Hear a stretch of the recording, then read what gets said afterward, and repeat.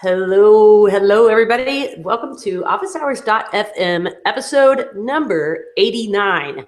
I am your host, Carrie Dills, and you can follow this episode along live by using the hashtag OfficeFM on Twitter. You can ask any questions of my very special guest today, who I won't hide from you any longer. His name is Curtis McHale. Curtis, how you doing?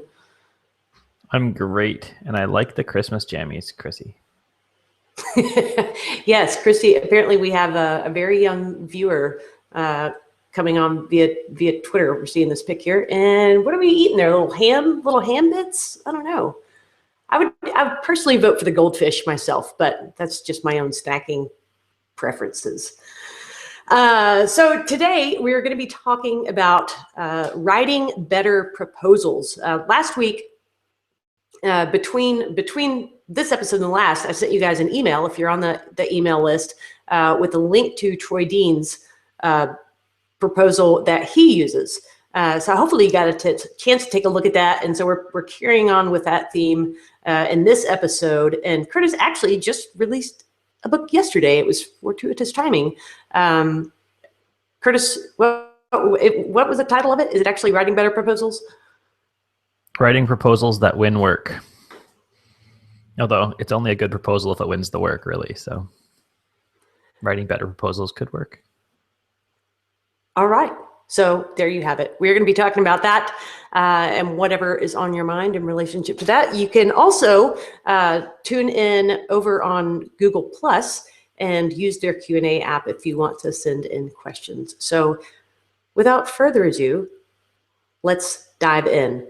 So Curtis, you've actually been writing, posting tons of great content. You always post tons of great content on your blog, but recently you focused specifically on proposals and reasons why they don't get accepted, and just the things that you've learned along the way. Can you kind of give a little summary of, if you could nutshell it, of what you've learned in your years as a freelancer, kind of big bullet point things of things that do not work, that are awful things to include in your proposal? Probably the first thing is company history, or like a profile of all your staff. Because typically if you're including that, it's because you're responding to an RFP. Typically in an RFP anyways, there is a preferred provider. And if you don't know it's you, it's not you. And then, well, it's true. If you don't know it's you, it's not you. And then, so you just fill in all these extra things to make it look full, but you don't start from the position of trust then either, right? So you're trying to establish trust by putting the bios in, and that makes most of the proposal about you, not about the client and or the prospect and their needs. And then for freelancers, probably the biggest thing that people do make a mistake in is they rush through the proposal. Someone says, I'd like a proposal. And they say, okay, what did you want? And we want 5 pages on my website. And they say, sure. And they send it out. And that's not going to yield very high win rates. So when I did that, I don't know, I think I won a lucky 1 in 10 basically. And now I can't think of anything in the last 6 months. That's not true. I can think of one in the last 6 months where I sent out a proposal and didn't get it.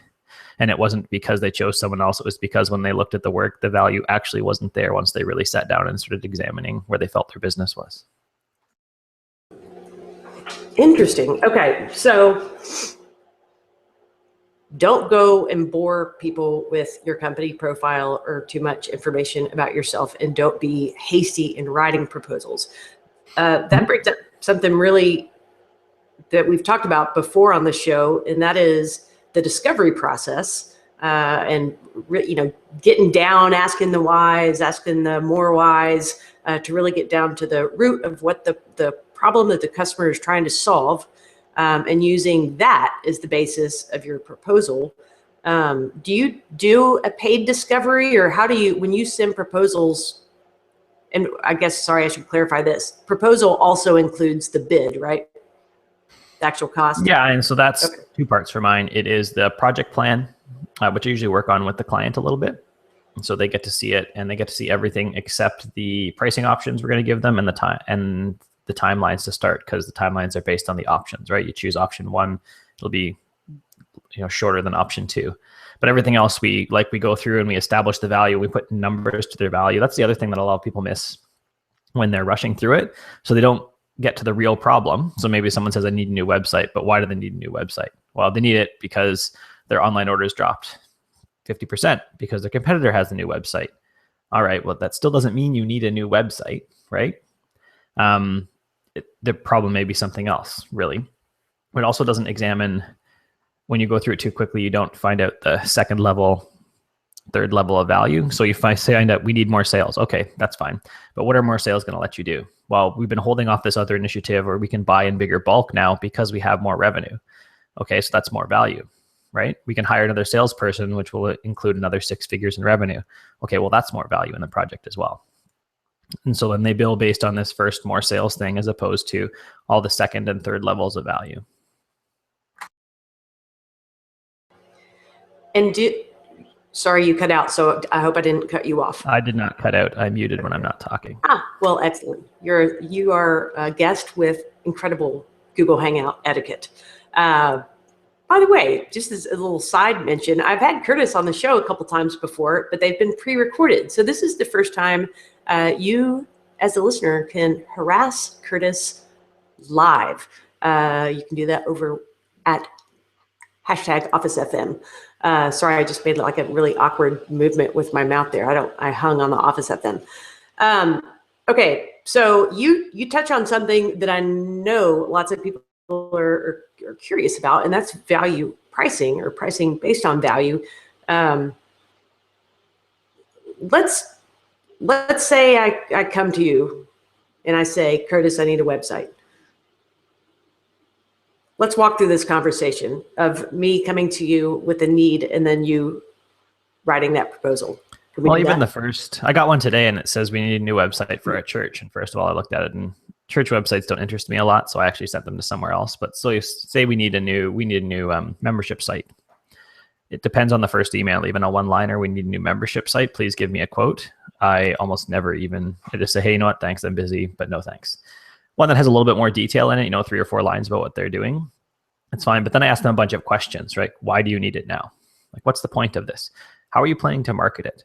Right? And a whole bunch of other things. So I am working on a project now for a client that is doing collectibles, and he has a bunch of different ones, but he wants to consolidate them all. And so we talked a lot about why and how he's going to market it and how he's going to, bring his current readers over to the new site. That's a big important thing, because while I could charge him money for something, I could also, it's not going to be a successful project unless he can actually market it as well. That's usually where we start to find out if it's a viable business idea. And a lot of that is also figuring out if I'm talking to the actual buyer, right? So just because someone was asked to do a proposal, like has been asked to go find someone to do the website, doesn't mean they're the buyer, doesn't mean they have any budget. It might mean that the only thing they can tell you is no. Nope, we're not going to use you. And so you're at that point, you're also typically talking to someone that's thinking tactical, right? Building a website takes hosting, it takes WordPress installed, and not someone that's thinking strategic, that level back where they say, if we can have this new site, it will bring us these results. And and then we can do A, B, and C as well, right? And that's the person that is typically the buyer that you need to be talking to. Even on a committee of a whole bunch of people, you need to talk to that buyer, because that's really where you're going to get your value from. How are you able to establish that in your first email exchange? I mean, is that part of the questions that you respond with? Sometimes it depends. One of my questions is, who else has a say in this? And sometimes it's, oh, I'm a partner. I always have to run everything by my other partner, and I don't produce a proposal unless I get to talk to both partners. I had one last year where I was talking to the marketing person, and they said the boss asked them to figure this out for them. And I had a bunch of questions like, will the boss let you do A, B, and C? And they said, well, maybe not. And I was like, I'm not even sending a proposal unless we talk to the boss. Like, I'm not doing it. I can't have another conversation with you about this unless the boss is on the phone, because I require them to commit to this marketing plan, this type of marketing plan, to this and this and this, or I'm not doing the project. So it would just be a failed project where they look at that 2 years later and say, well, we didn't make any sales. This web developer, led us astray. Well, it's not necessarily my fault, because you chose not to market it after, but that's where they look, right? Because no one wants to take blame themselves. Excuse me there. No, that makes sense. So what is a response from someone, the non-decision maker, when you say, we can't go further unless I can get the boss on the phone? It depends. Sometimes you're like, oh, okay, that's no problem. the one where I said they weren't going to commit to the marketing plan, she's like, I don't think he's going to talk to you. And well, that's fine. He doesn't have to talk to me, but you're just setting yourself up for a failed project, and I'm not going to be involved in that. I also had a few where they say, well, I need to represent you to them. And to which you can say, well, you don't know my business, and there's going to be like 52 extra questions that I want to ask, and you're going to have to go back to them 12 times. It doesn't sound like a good use of their time, your time, or my time. So let's use this properly and let me go talk to them. Yeah, that's what I do. You can, in theory, just go over their head, contact the boss directly. I don't generally do that because I feel that's a waste of time. Yeah, I would, well, and that can create some weird relationship things if that's going to be the person that you're working with on a project. Yeah, that's the other thing. You need to have that buyer as the project lead, really. They need to be the driver, because when, say the marketing department really wants to do the website, they don't think that you can, or they're jealous that the project was taken away from them. You need that buyer to be on your side right from the beginning to say, no, listen, this is what you need to do. Listen to them. If you don't, then you're going to be fighting an uphill battle and you're looking at a failed project. We've got a couple of questions that are along similar lines. Jackie asked, do you recommend pricing individual options out separately in your proposal? And in what stage of the process do you do that? And then Devinder kind of ties in with that, which is better, a proposal with a single price estimate or one with maybe multiple price tiers with different features? Always multiple price tiers. Never a la carte like a Chinese restaurant buffet. Because a la carte lets them think they can just kind of pick and choose what they want to do, right? And so they'll say, well, we don't want to do this discovery phase, but we do. Even if you say, like, so the way I set up my estimates, I can have, for my proposals, I can say this is a required portion and these are options. So a lot of times they'll want to, well, I can't uncheck the discovery. No, you can't. Well, I don't want to do that because I can choose all their other stuff. Why can't I choose that? So what I do is I set up generally 3 options. First option just meets the project minimum requirements, right? Maybe they said, oh, and I have these 3 other dream features. They're not included in the first option. And that option definitely, if possible, like if they had a realistic budget, is inside their budget. The second option will include some extra features, some of their dream features, and the third option will also include that. In some cases, it has included things that they didn't even think of. So one project I'm working on, one of the big problems with this current site was lack of automation. You had to hand code like everything all the time. And so as I was building out the proposal, I thought, wait, there's this whole other automation piece we can add in. And I put that in as the third option, which was about $5,000 above his budget. And when he got the proposal, he said, this third one, we never talked about that, did we? I was like, nope, but your problem is automation. I can automate all this for you too. And he took that. Now that is a win. Mm-hmm. And then there's a great old study about, what's a newspaper subscription, I think, or a magazine subscription. And they actually made a mistake and they put 2 prices. They put extra prices on. They shouldn't have. So there's 3 options. And they suddenly started getting a ton of subscriptions and they couldn't figure out why. And it was because they had 3 options and you're not choosing between, am I going to use Carrie or Curtis or whoever or someone else? You're choosing which option am I going to use, right? And so making the other options more valuable. So it really is sort of a psychological thing of anchoring on a high and a low and a mid tier. Absolutely. Yep. So now if your like lowest tier does not hit the project minimums, then like this is the criteria for success. If you cannot complete them with your lowest tier, then you're doing your client a disservice because you just basically made up something cheap that they don't even want as your as an extra option, which is also lazy on your part. So even for e-commerce, sometimes it'll be, the basics plus a little bit of extra that they wanted. And then the third one is A/B testing for myself or something, right? So if we don't do the A/B testing, that's fine. Their store will still sell things. We can sell more likely. And sometimes even with the third option, I'll throw in alternate pricing. So it may be the same as the second option, but it includes a percentage of sales if we do A/B testing, right? Yes. So the lower tier should always be a complete solution in and of itself. Yeah, every tier should be, right? So generally I find I'll have option 2 or tier 2 will include everything in the other one. And then option 3 generally includes everything in the first 2, but it doesn't have to be either. We've got, going back to your mention of churches and that you typically pass those projects along. Paul asked, if a church says, I don't know, to all of the discovery kind of questions that you ask, what would you do if you were actually committed to helping that church? So I guess you could substitute church in for whatever organization. Yeah, you're trying to pull them along. If I'm committed to helping them, I'd send them somewhere else because it's not going to be a successful project for me. And that's not helping them in any fashion. In a church, there's, say I have a friend who likes doing church websites. And then there's also other, I want to say website in a box, but like turnkey operations that are for church websites only. I'd send them there. Ones that are a little more general, I send them to Evermore because that is they have a turnkey solution for relatively inexpensive. And I know the owner, Cliff, is excellent. So I often would send people there if I can't help them. Is me saying I want to help you and just doing it myself, it's not going to work. I've done that before, Paul, and it was terrible. So terrible for everyone involved. All right, Paul, exit stage left on that project. Send them over to Evermore. And Cliff, I will send you a invoice later for that sponsorship spot. So Jackie asked, what types of projects should always have a paid discovery process? Do you ever not need to do one? So I generally do a 30-minute call at no charge. I let that go over. Actually, my system schedules are 45, but only shows the client 30. And then there's always a 15-minute break. So in theory, I have an hour. But if I can't figure it out during that, if we can't have a good solid basis for what the project is, then I say we need to do a paid discovery. Anytime I'm picking up an old site, like with a failed project, we do a paid discovery. There's no way you cannot look at it where they say, well, I've got some code that works and other code that doesn't. And so we start with paid discovery. And your analysis, way too many people actually give up their analysis for free, too much of it. And that is some of the most valuable assets you have, right? So, writing the code, clicking some widgets and filling that stuff out, most people could do that with watching some training, right?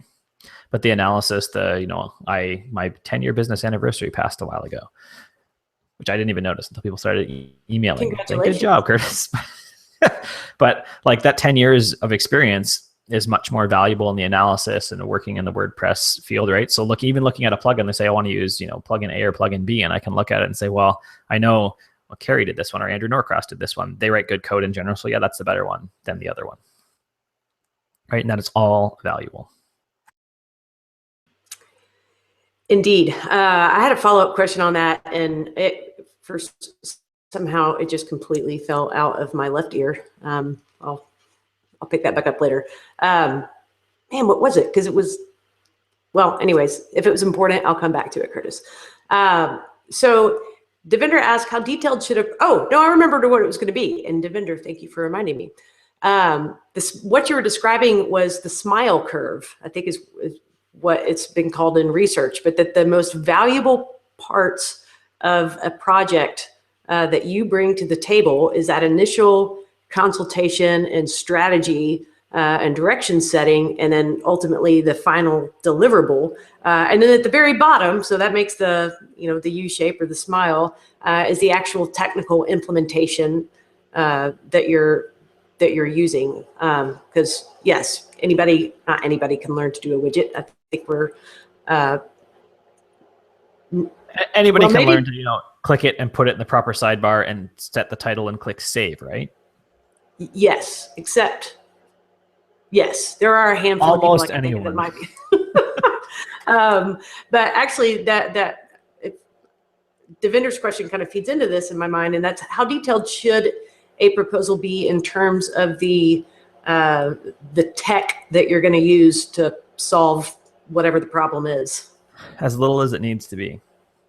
So if you're dealing with someone who is the IT person and they are the real buyer for this, and they want to know kind of what tools you're using because they already use some tools internally and they want them to match, then absolutely say, we're going to use ACF, we're going to use pods, we're going to use CMB2 for this portion, so that they know. When it's like a business owner, they don't even care. Thinking about that and putting that in a proposal takes you right back to being the tactical person, and a tactical person is not a peer of the business owner. That's the peon that gets to wash the floors. And when you're struggling with value, typically you've been viewed again as the tactical person, and that's not a peer to the business owner. So like when I'm doing a WooCommerce site, I'll say implement WooCommerce. That's as much detail as we go into. We might say, we know we're looking at these 3 plugins. That's it. We don't go any deeper than that because we don't need to. They don't care. Do they care how I'm going to code procedurally or function, like procedurally or class-based or factor pattern? They don't care, nor should they. That is a total, if you're putting that in, you're writing a bad estimate. I could also, or would add to that, it's a distraction because you're pulling them to details that they don't fully really understand. And then you've got to go off and explain and justify what tools you're using. And yeah. And if you have to justify your tools, then you're already thinking back to tactically, and they don't trust you as a service provider, because justifying means they don't believe what you say. Is that really the best? I'm not sure that I can trust them. So you must prove to me that you know what you're doing. If you're sending out a proposal and that's what they're treating it, then you missed the boat already. By the time they get it, and really a proposal should be a summary, 2 to 3 pages, well-spaced, big fonts, bullet points that really only agrees to the things you've already talked about. Just putting it down in writing, saying, here's the things we talked about, right? And they say, yep, that's it. It is not this long-winded document. It's really a sales letter. If you've seen like any good sales letter online for anything where it says, here's your problem, here's all the things that go bad with your problem, here's your solution, here's how we can bring that solution to you, and here's the price. That's really the very basic format of what a proposal should be. 2-3 pages, that's it. Anything longer than that, and you're probably just making stuff up to make it feel like you're done. I was just going to ask you to break down kind of the components of your proposals, and you just did it. So thank you for reading my mind and taking my questions right out of my head. You're welcome. I can get to the actual parts I put in. I'm just bringing them up here off to the side. If you want to ask another question, we can come back to that. Okay, excellent. So when you do that, the paid discovery, do you have a different deliverable other than your proposal that goes into the sort of nitty gritty of things? No, the project plan is as nitty gritty as it gets, and that's 2 to 3 pages. That's it. Everything else we've talked about, the client doesn't care. Okay, they shouldn't anyways. The only reason they care is because they don't trust you yet. Okay, so let's go over my portions of the proposal. This is from the book. So the first one is the current problem. What's the problem they're having, the pain they're having? Why is that painful, right? The point to the end of that section as well as they're reading it, they should go, oh, that is painful. And yeah, they totally understand my problem. They've totally described it. I'm actually on board with them because these are my words coming back to me. So that's why I also record my calls with clients, and then I can use their words in the proposal. Second is objectives. Here, this is where a lot of people are going to create issues for themselves because they put in this long list. I'm going to do this. I'm going to install this widget and this plugin and that. And it's not, that's all about what you. That's not about them and their problems. So instead, you're putting in like 2 or 3 bullet points about what's happening. You know, we're going to get you a website. We're going to get you WooCommerce installed. We're going to install these 3 plugins because they're high priority needs for them. The rest of it, they don't care about. Third is gauging success. So that usually turns into a sentence. By the end of this project, it will be deemed successful if you can 3 bullet points, A, B, and C. That's it. You don't need to have like 9,000 extra things. That's just filling it in to make it feel like it's done. All of that I work with the client on. So they get to see all of that in a shared Google document. We work on the language, we tweak it. That's something where you have to occasionally argue with them a little bit and say, no, this isn't like a 42 list thing of everything we're going to do. Fourth is options. This is the thing when I'm ready to give them pricing, I add this in for them and then they can see it. And that's timeline, do 3 options, and the timeline is tied to those as well. Sixth is accountabilities. So what are we both responsible for? And that I put stuff like, you got to buy all the plugins and give them to me, or anything we need, you have to buy it and provide it. I also put in a line there about we do what the users want, not necessarily what you like. So if they say, I hate contact forms, I never want one on my website, I say, well, that's dumb because your users want to use one. And like I just had a client question that clause and then say, well, why would he use this? And later on when he said contact forms, I hate them, I said, this is where I enforce we do what the user wants. We give them the email, we give them the contact form and any other type of communication that is really useful to them. And we let them decide. You just have it all emailed to you. So you never have to see the contact form anyways. Who cares? And he was like, oh, okay, you're right. And notice there's no real introduction there. I didn't say, hey, I'm Curtis, and I did all these things because they already know I'm Curtis. We've talked a couple times. They've seen my face. Like I usually do a video call with them if I can. Video is very important. You miss so much language, body language when you're not doing video. Audio is okay, is a good second, and email, you are just taking a lot more risks into it. So clients I've worked with a bunch, we don't necessarily go into the video every time or into an audio call even, because we've worked together a bunch. We know what we're both talking about, and there's an established trust already. Right, we already know. So I know one client is picky in one area, and we know this, and so the proposals are a little more detailed for him because this is where we've had an issue before. So we add a little more detail to those things, a few more things in the objectives. But really, that's it. That's all it needs to be. That's 2 to 3 pages. That's it. So you mentioned kind of defining or bullet pointing what success looks like for this project. So if we did A, B, and C, check those off. This project was a success. So what about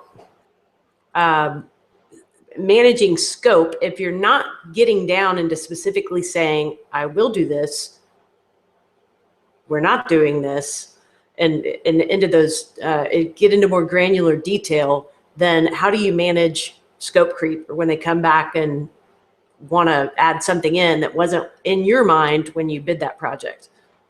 Just say, no, sorry, that wasn't part of the bid. Well, there's that. That's what I do. I'm sorry, that wasn't part of the bid. That wasn't included. That's a new one. We can absolutely do a new bid. Let's put that in the future list, and we'll tackle that after. We can do a new project proposal for that. Do you get any pushback on that? Of course you do. People want more for less all the time. And they say, well, I really thought it was. And I said, well, I can see why you would, but it wasn't part of that. This is what we said we do. These other things accomplish it. That was the original project plan. The gauging for success is if we can accomplish these things. This is an extra thing. So I understand that you'd like that. This is what the project is quoted for currently. Really what they're telling you at that point is, I have an extra problem and I feel that you should complete it for the same thing. And that's actually not my problem. That's their problem.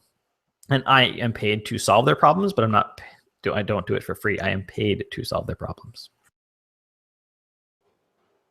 Curtis, I would love to be a fly on the wall in these calls and hear you just saying no. I've always admired that about you, that you are so very direct and you don't mince words. I mince words like nobody's business. I specialize in it, as a matter of fact. So is that a very profitable niche for you? Mincing words? You know what? It actually, it's worked out fairly well, but it could work out better if I were a little bit more direct. Of those where you push back and say that's out of scope, we can write up a new proposal, how many actually say, yes, let's go through with that second proposal, or just say, maybe this wasn't that important and drop it? Oh, lots of them say it wasn't that important. I used to work at my last full-time job when I was on site in the next town over. I would put headphones on like I have now, and I wouldn't even be playing music. And lots of times people would come in and they'd stand at the desk, which was, off to the side, and they'd say, hey, Curtis, and I would ignore them entirely. Because in 3 seconds, they'd say, hey, Curtis again, and they'd turn around and leave. That's how important the thing was. It was not important at all. And so a lot of these things, it's, oh, I had a good idea last night, or I talked to my spouse and they said, this is a great idea. Some other person in the business said, hey, you should do this. But it's not really getting to the end strategy. It's just some neat idea that I thought we should add. So it's not actually that important. When you press them and say, it's going to cost this, what they tell you is, that's actually not valuable to me at all. I just thought it'd be neat. That's another thing. When someone says, I think this feature is neat, neat is like the absolutely killer, this is a terrible feature usually. Usually I say, well, neat's a terrible word to use. I don't do neat features. Neat features are a waste of your time, my time, and your money. So why is this a good thing? Get down to the business. Okay, so speaking of percentages of people who say yes and who drop it, when you do paid discovery, do those lead to the full project all the time? Some of the time? None of the time? 90-something% of the time. Because you've established trust there too. As long as you've done good discovery, you've delivered something that they look at and say, this is totally valuable and I totally see the plan here, then it's absolutely worthwhile. They look at it and they say, I have value from this person. Am I going to go take this somewhere else and like double check? Most clients, and I say, here's the discovery, here's my proposal at the same time. I don't think I've ever had a client go get a quote from someone else. They just say, oh, okay, let's do that. Here's the deposit. Yep, that has been my experience as well. And Jackie has just tweeted that you are the soup Nazi of web development. Thank you. No sight for you. Now, would you agree with that, Carrie? Since we used to talk every week for a couple years. Indeed. And for context there, Curtis and I were in a mastermind together. We weren't just calling each other up on the phone on Friday nights. But yes, and that goes back to that very direct communication and being bold with your words. It's a good thing. And I hope you don't mind that little joke at your expense, because it's out there now. I can't take it back. It's fine. So Melanie asked, how do you send proposals? Do you email a PDF, or do you use a tool like BidSketch or Proposify, that sort of thing? No, I do not use send PDFs. That's painful.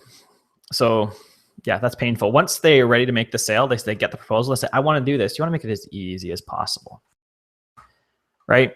So what I use 17 Hats, and 17 Hats lets me send them a proposal. From the proposal, they can say yes. They can click right there. They can go and they say, yep, I'll accept that contract. And they can make the first payment all with like 3 clicks. That's it. One screen, done.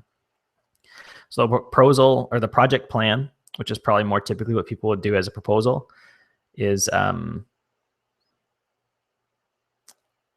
send that through Google Docs, and that gets attached to the actual, I guess, monetary proposal that they get. So 17 Hats, that is I think my network is tanking as we speak. That's a full kind of customer relationship management tool where you can... It has more features than I use, for sure. They've added a bunch last year that I haven't had a chance to dig into. What I use it for is I use it for putting the monetary value to the project and walking them through the invoice and the contract. It has other stuff, like you can set up workflows, which would email someone, say the week before a project, say, hey, make sure you've given me these 3 things. And it has tasks and some other minor project management features, but it is not a project management app, really. It is good for adding in, and I don't even think it's as good a CRM app as stuff like Contactually. It's good for your invoicing and your proposals and walking people right through that. Okay.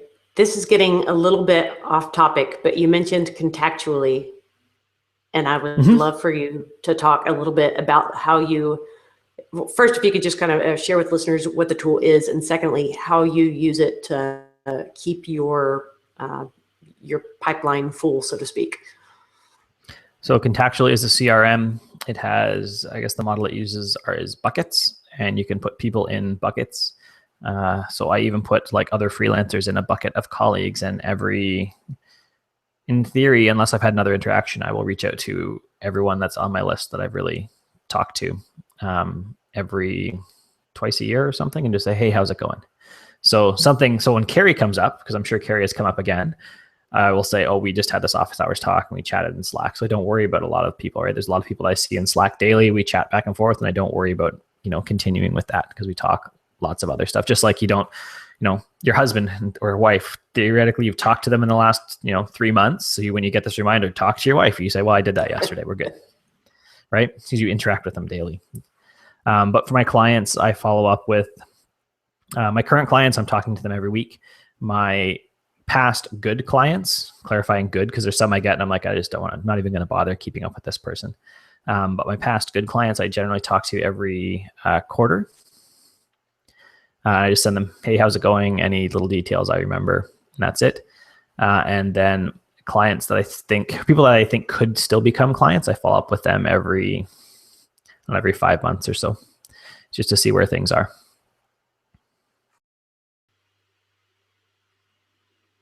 And then from those, are you finding that it generates business?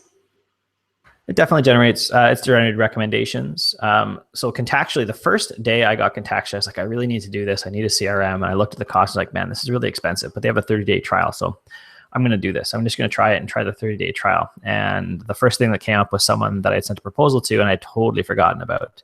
And I said, hey, what's up?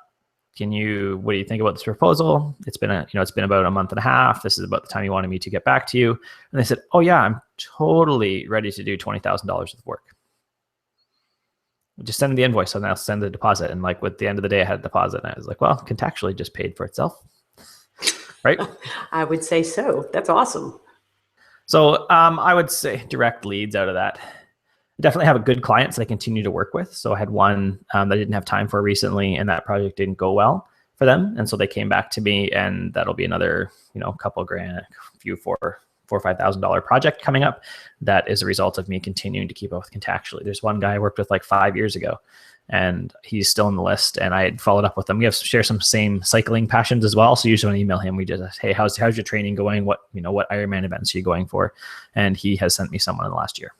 So was it worth, keeping up with them through contactually for like a $6,000 project? Well, probably.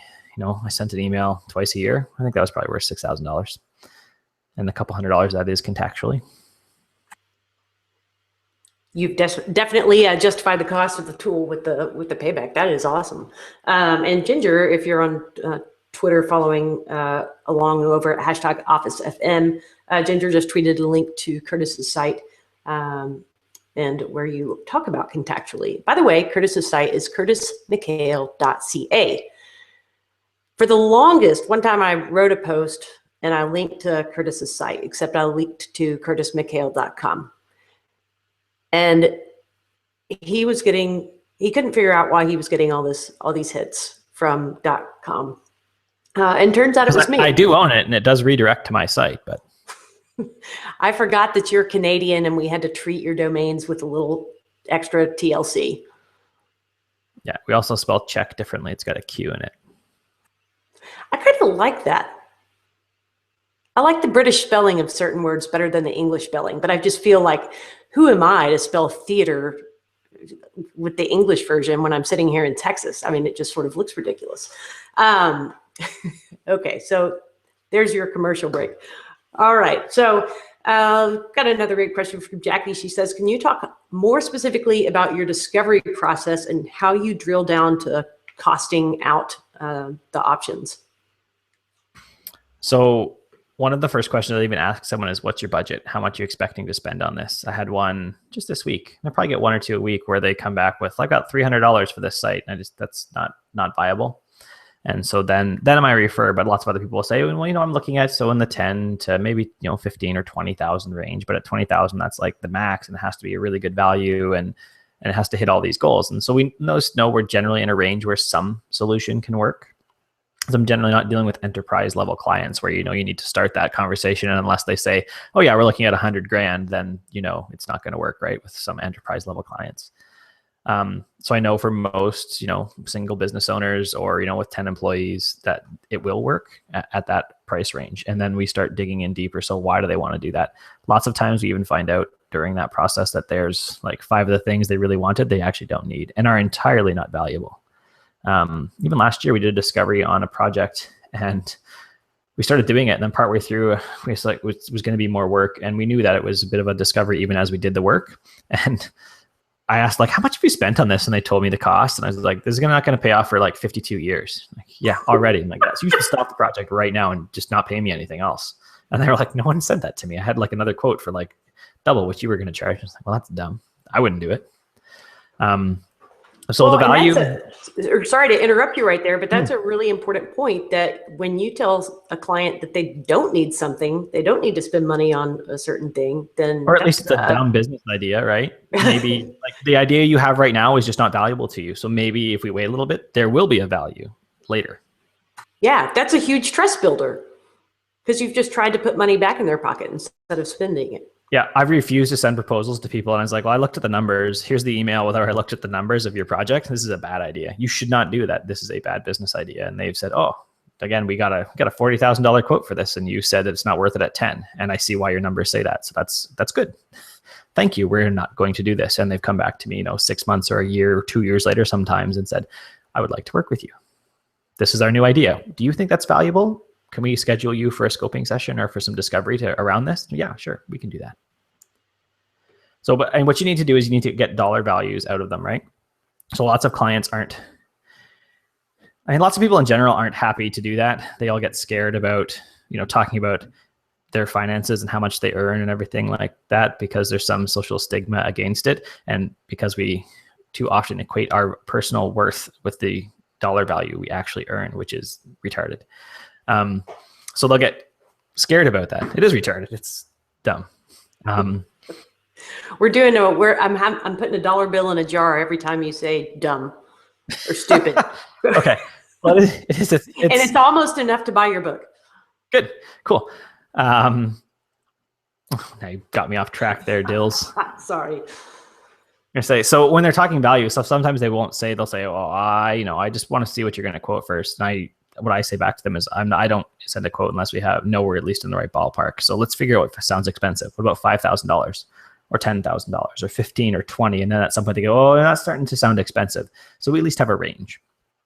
But as far as value, it takes a lot of trust for them. And that's why these relationships take longer to build, and why people, when you rush into a proposal, you're going to miss so much value. So you're not going to have the time to build the trust to find out, well, that they can hire a new employee or anything like that, because they're not going to tell you. And sometimes they haven't really thought about it until you start digging deeper with them. So there's in one of the posts this month, I talked about a bunch of questioning techniques, like the 5 whys.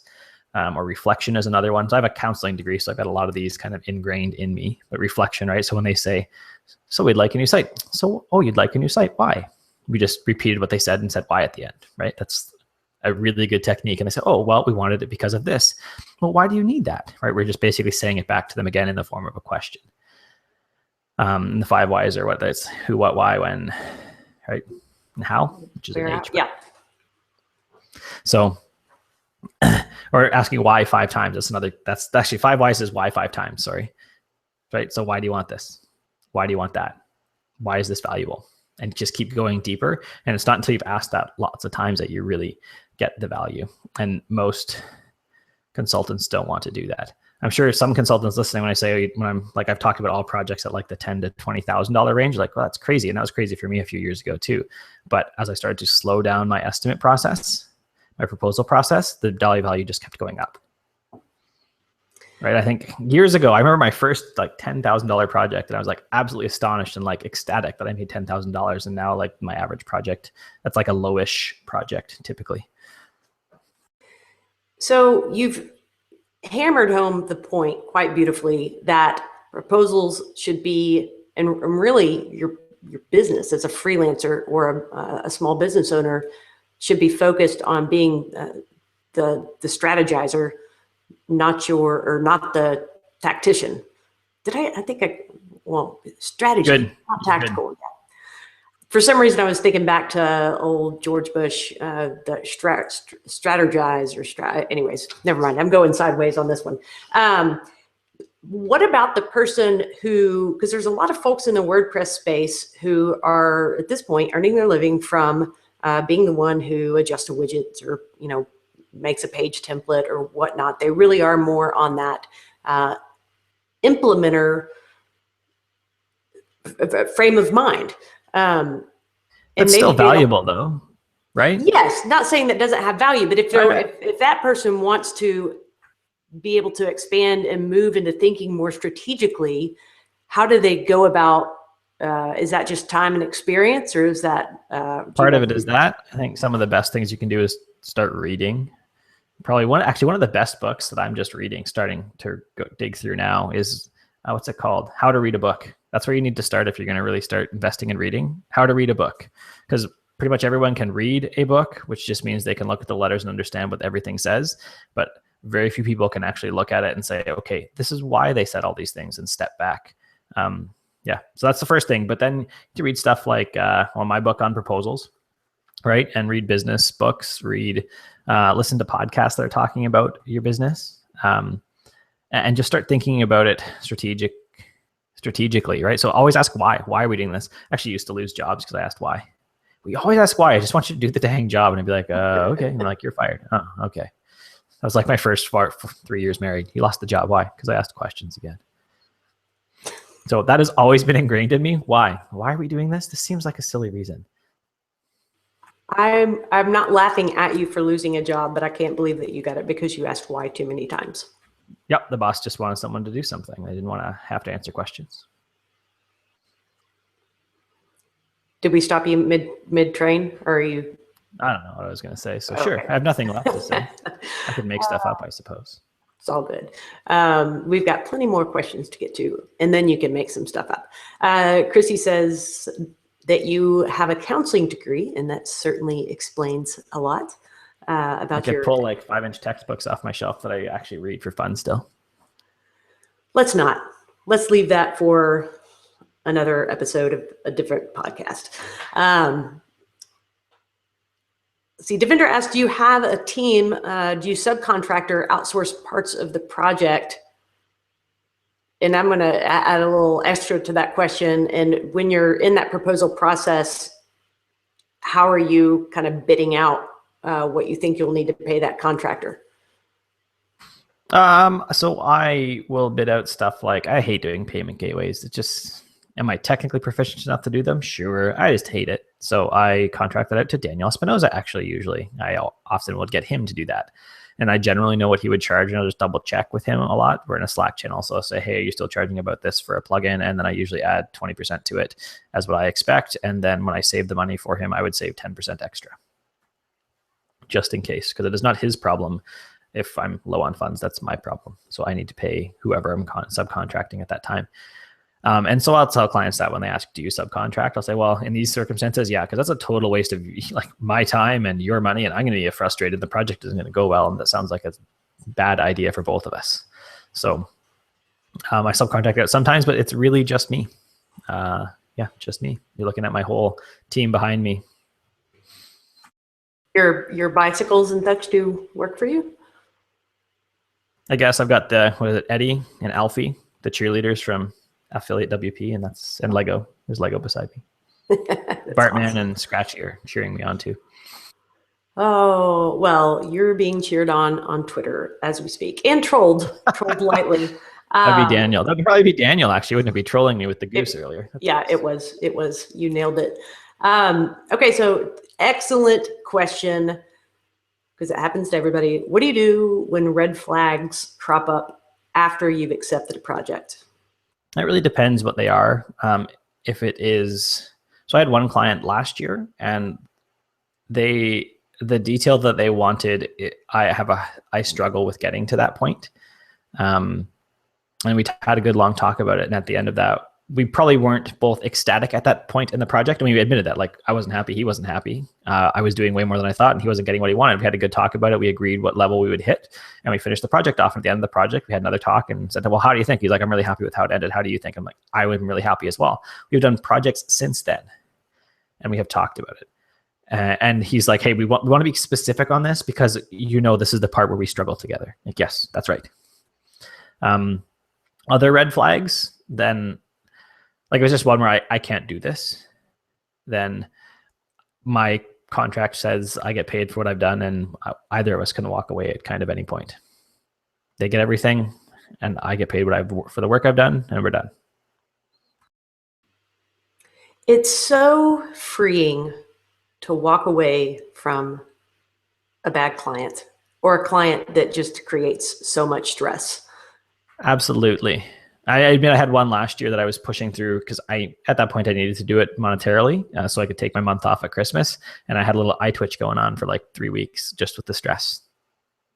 It was not fun, and not generally where I am at, but it was worth it to take a month off at Christmas and write a book. So sort of off at Christmas. You actually had an eye twitch, not a... No, little twitch. It's gone now. It's gone. As soon as we said no to that client, it was gone. So I was probably very stressed out. Man, it's funny what stress can do to a body. So we've talked about a few tools on the show, things that paid services like Contactually or 17 Hats. We have a question. When someone is getting started, is it worth using those paid services from the start, or do you recommend getting your feet under you a little bit first? You definitely need to have an invoicing service right from the get-go. That's going to save you so much pain just to start off with. So do that for sure. Contactually, once you have a few clients and a few leads and are starting to generate some revenue, sure. But you do not need that. So for a long time, I just created a recurring tasks in my whatever, OmniFocus or Todoist or whatever task manager I was using at the time, and followed up on them. That's it. So Contactually let me automate some of that. It lets me send, like, Sometimes I'll log in, I'll say, hey, I would like to send this email to this client. And I say, sure. I just say yes, and then we're done. I don't actually have to interact with it besides saying yes. So it'll automate some stuff. It pulls out some things that I would have forgotten about otherwise. But that's it. So no, you don't need everything at once. Just like, when I started, I didn't have 3 monitors in front of me and, fancy, really expensive keyboards for ergonomics and everything else. I just had a laptop. And actually at that point, I got a contract and bought the computer once I had the deposit for my first ever project. He's like, yeah, sure, I'll send you the deposit right now. And I said, ding. And I went, oh, sweet. And I went and bought the computer I needed to do the work. That's awesome. Mm-hmm. Yeah, that's some good advice right there. Because some tools, I mean, the essentials, they'll pay for themselves in saving you mistakes or misses, and anything that really helps get money delivered into your pocket. Absolutely. And your clients, they want it to be easy too, right? Like how many shopping carts do you abandon once you go to someone's site and say, oh, this is a pain in the butt to try and figure out and fill in all these fields, and you walk away? Your clients feel the same way. I stopped a project with a contractor for what they said was like one of their biggest projects, because paying them was such a pain in the ass. I just said, forget it. I'm not doing this anymore. And so that was like $6,000 it is lost because I was not doing it. I was actually on a website the other day, and I was trying to buy something. And what I really wanted to know, because I needed it by this weekend, what I wanted to know is what's the shipping, how quickly can they get it to me? But apparently I couldn't get that information without going through the entire cart process of, entering my credit card. So I bailed. It wasn't easy. That's not really relevant to what we're talking about with proposals, but it came across my mind, and I said. So I'm difficult to get a proposal out of. I sent out one last week that took me 5 weeks to get through on a client I've had before. So like I was on vacation a little bit, and so we did a little bit here and there. And he's like, "Oh, don't rush this." We've had brand new clients say it took a long time to get a proposal from you. Mm-hmm. I give them out very judiciously. I think out of the initial emails I get, I probably only send proposals to 10, maybe 15% of people, and then my win rate is over 90%. So if I discount the 1 or 2 where they didn't go with someone else, they just didn't do the project because they decided it wasn't worth value, then my win rate is like 99% or something. You should write your own testimonials. For what? For your book. Okay. I followed the advice in this book, and I won 99.9% of my proposals. There you go. Testify. We've got about 5 minutes left here on the show. So if you've got questions for Curtis, it is not too late to get them in. If you want to check out the other episodes that Curtis has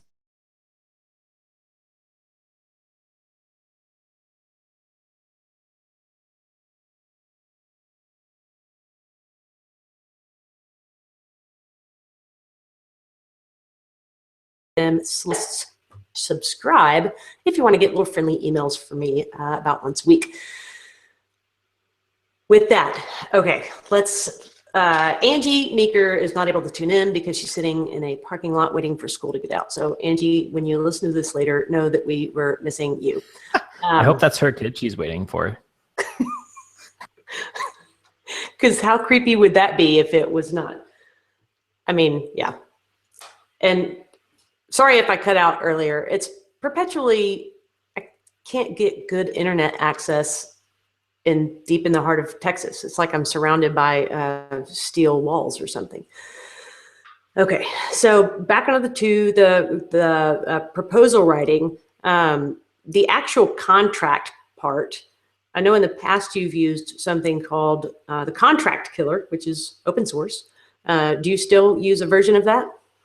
Yep, I do. I use a version of that. It's I have it up on Gist, so on GitHub in the Gist section. I've linked to it a few times.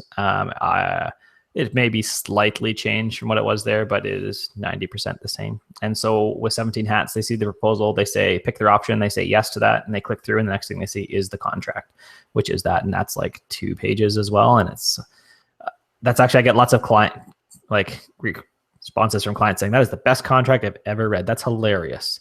And I have never had a client say, I didn't like your contract, and that's not professional enough. And actually that's a good vetting for saying, no, this is a bad idea.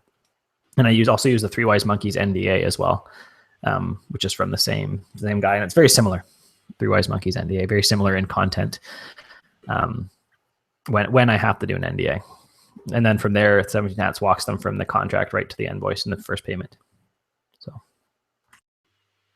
Yeah. So folks who are listening, if you haven't laid eyes on the contract killer, you can just Google it or see Curtis's modification of that over on his over on GitHub. Yeah, I really just Canadianized it and talked about maple syrup and beavers and stuff and moose instead of what he said. So. And you had to change the spelling for check. Please send me. No, he's from England. It was totally correct. Oh, well, there you have it. I added some stuff around the GPL because that's something we deal with in the WordPress space. And I added a few things along those lines, but that's really it. It's mostly the same. Carla has tweeted, she wants to know if you sell backbones. Sure, we could do coaching. I'm sure we could help with that. There you go. You can hit Curtis up over on his website. Yeah, next month I'll actually be opening up mentoring groups or masterminds again. So if you're interested in that, you can get in touch with me. That is awesome. Yes, go follow Curtis if you want to stay in touch with that. And masterminds is actually, it's something that my listeners have brought up several times and are curious about, and I know are interested in participating in. So just know I am currently looking for the perfect guest to bring on the show to talk about masterminds with you. Who knows? Maybe I'll just have Curtis back on, and we'll just. I was gonna say when you're ready to do that, let me know. All right. Well, there you have it. We're booked. Any parting words of wisdom you have around proposal writing? I'd say the biggest thing is to slow down. Do not just get a proposal because someone asked for it. You need to take the time to dig into the value, and if they really need to rush and they're not going to wait that, those extra couple days or that extra week, then that's fine. Just don't let them. There are more clients. That is not your last client, even though it feels like that sometimes. It still feels like that sometimes to me when I look at one and I'm like, oh, I need to get this really quick, or they're going to go somewhere else. But more and more and more, like, no, they don't. It's a lot of work for someone to find somebody. And once you built that trust, they are generally very happy to wait because they know you take your time. I even had a client yesterday who said, you know what, you're a little slower than some other people and you charge more, but you think of things that I never even thought of and you make sure they get done on the site. And so at the end of it, it's a way better product. You just neatly tied that up in a bow. Perfect. Well, with that. I practice on little girls' dresses. I'm good at bows now. Okay, let's put that in. And yes, those are my children as well. I have a 5-year-old and a 2-year-old. Those are my children. Unlike Angie, I'm not waiting outside a random school for some kid that looks okay. And working on their dresses and bows. Oh, Curtis, I'm so glad you threw in some context because that just got creepy real fast. And I don't want to end on creepy notes. Yes, you have 2 very beautiful, sweet little girls. Is there a creepy tag on iTunes? Hashtag creepy. I'm pretty sure we can make that happen. Well, with that, we will wrap up episode number 89 of officehours.fm. Thanks to so much for those of you who listened live and sent in your questions. And for those of you who are listening after the fact, we wish you a hearty hello and see you right back here next week. Same bat time. See you.